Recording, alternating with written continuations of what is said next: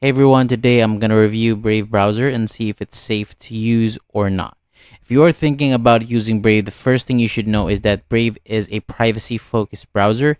It is made for people who want a cleaner browsing experience, fewer ads, and better protection from online trackers. And when you visit the official Brave website, you can already see that it focuses on privacy, speed, and security. One of the main features of Brave is its built-in ad and tracker blocker. So this means you do not always need to install a separate extension just to block basic ads or trackers. Brave has a feature called Shields, and this helps block trackers, some cookies, fingerprinting, and other privacy-related issues while you browse online. So the question here is Brave safe to use? In general, yes.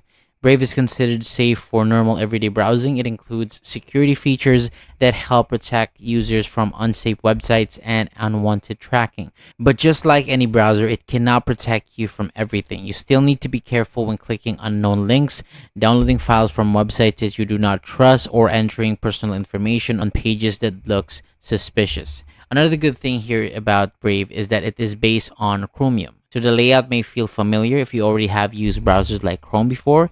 You can also use many Chrome extensions, which makes it easier to switch Brave without feeling too confused. But Brave is not perfect. Some website may not load properly if Brave Shields blocks something important on the page, if that happens. If you can adjust the shield settings for that specific website, Brave also has extra features like Brave Rewards, Brave Search, and other tools, but you do not need to use all of them if you only want a simple and private browser. And overall, Brave browser is a good option if you want a browser that focuses more on privacy and blocks many ads and trackers by default. It is safe for everyday browsing, but you should still use common sense online and avoid anything that looks suspicious.